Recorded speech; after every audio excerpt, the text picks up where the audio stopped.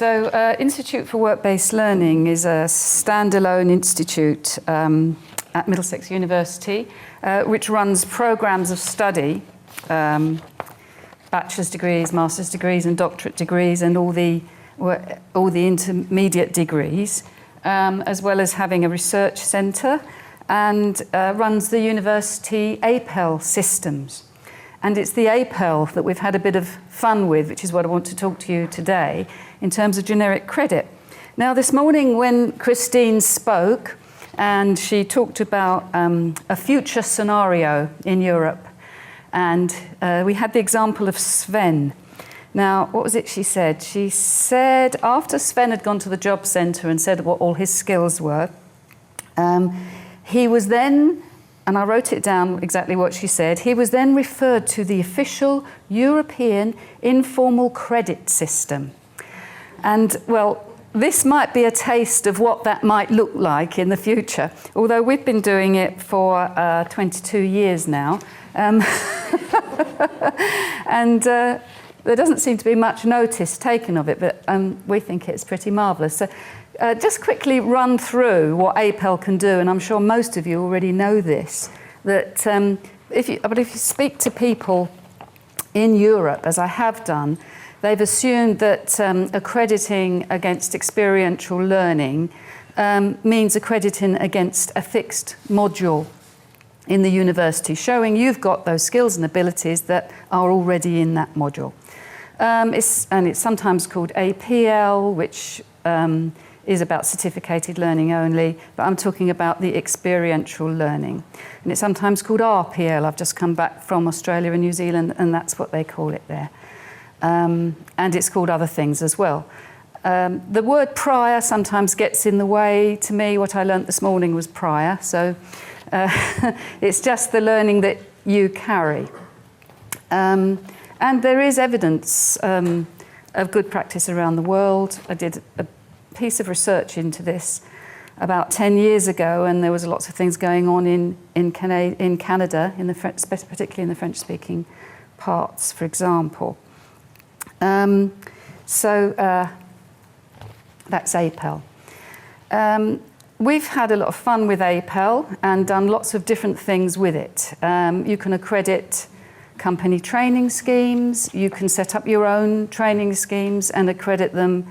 You can have APEL in many different guises, but I've only got 10 minutes, so I must get to the crux of it, which is about using it for non-specific credit, which is generic credit, which can credit your life-wide learning, the learning that you carry with you, rather than pulling out those specific qualities that you may have that relate to what is in a module. And I think people have a problem to get their head around that, because it's like reversing things to the way that we've been trained as teachers to do things. Rather than imparting knowledge, we're actually receiving it. And then you become the assessor, and then there's a few problems involved with that. So the use of general credit is recognising the significant abilities gained through current and prior experience, and has great potential for access, because if you're going to ask people to explain things from where they're sitting, then they're taking it from themselves. And that's hugely empowering for people, and it allows them to gain university credit. So what you're actually doing is codifying experiential learning. And it's the process of doing that, getting the right process and the right pedagogy for undertaking that process, which makes it really work and can make it a really valuable way of taking individuals from where they are. And that's, as educators, we know that's a good thing, to take people from where they already are. So this is how you might claim it. It's a process which involves working with an academic who has experience in this area. Who would need to understand a whole range of processes, how the 10 credits, the 10 hours per credit works, and all of those kind of things, the structures, as well as the way to approach a learner. And I think I'll pull that out a little bit later in the examples that I've got. But here's some examples of the way it could meet some of the core skills. I mean, we've had this notion of graduate skills for some time now, and various different subject discipline areas use this way of people to meet those core skills which we expect graduates to have in things like communication, leadership, and team working, so soft skills. But it can also be used to attribute learning in which the candidates themselves coin the title of the area in which they're seeking credit. So we've had things like community music, managing events, managing data in various different contexts. This is the learning support which a candidate would need. And when I say a candidate, it could be an undergraduate already at the university, doing it as an elective module or something like that.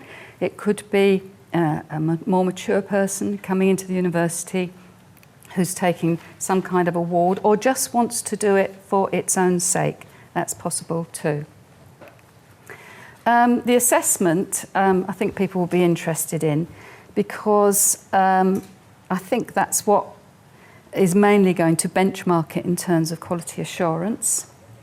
And these are the kind of skills that you would expect an academic advisor to have, to be able to gauge someone's learning that has been achieved towards generic level criteria, which you would need to understand in order to undertake this process.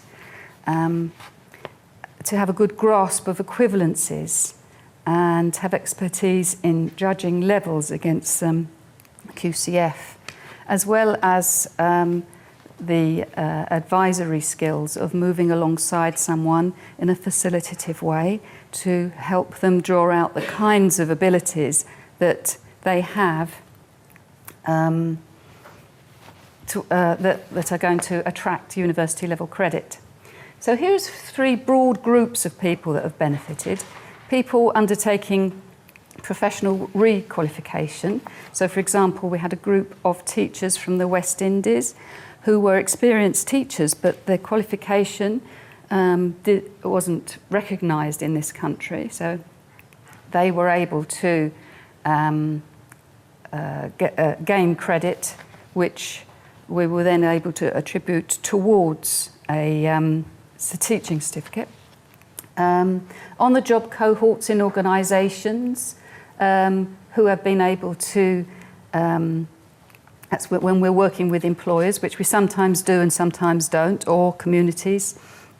We were able to accredit the learning that the workers already had, and that was then, we were able to benchmark that again with staff appraisal schemes to see where they would want to go next. The third group are using Experience towards Higher Education Awards in new professional areas. This was at doctorate level. So the furniture conservation group and the veterinary surgeons wanting to achieve doctorate level qualifications, some of them very senior people in their organisations attracted high level credit. And here are 3 case studies of individuals.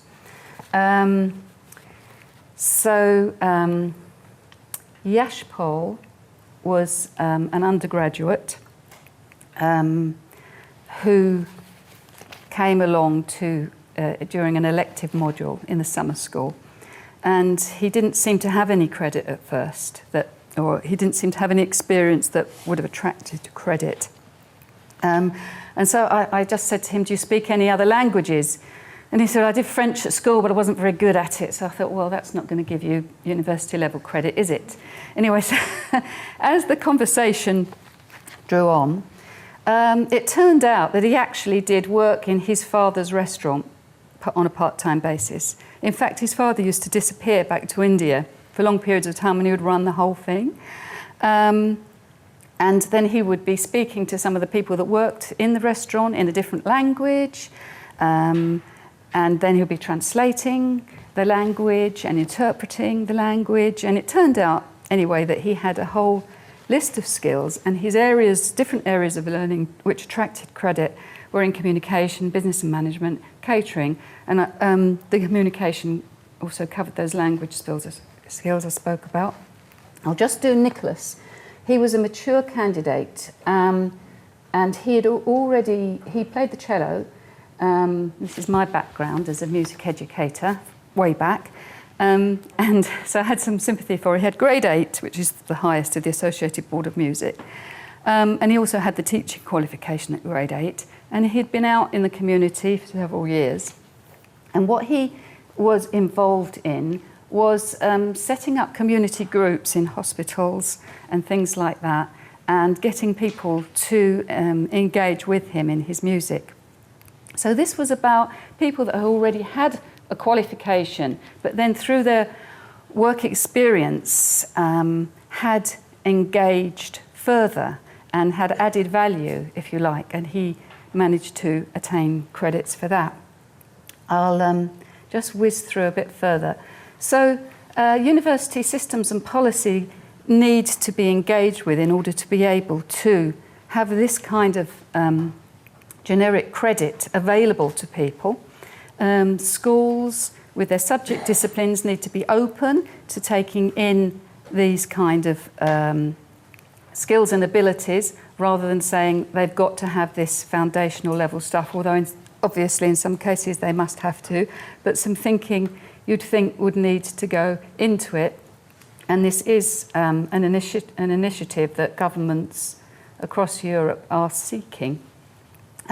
Just some experiences from the academic advisors about how it's worked for them to have people undertaking these kinds of programs, and how rewarding it is as a tutor in higher education to work with people and to see how they can develop themselves once they've gone through this system. But it's very difficult to get universities to engage with this because they don't, I think partly because they don't understand, and it is quite a complex system, but it is reflecting the complexity of the society that we're in, I think. And we do seem to be moving slowly towards it, especially if Christine is telling us this is the future, this is the way it's going. So I'm quite heartened by that. And I think that 30 years ago, I was standing in a secondary school classroom with 8 people in a band, all playing different instruments, all at different levels, and I had to judge them against their GCSE O-level results. And that was complicated. So I don't think that this is so difficult to get our heads around, but it's quite difficult to explain to other people what it is and how it works.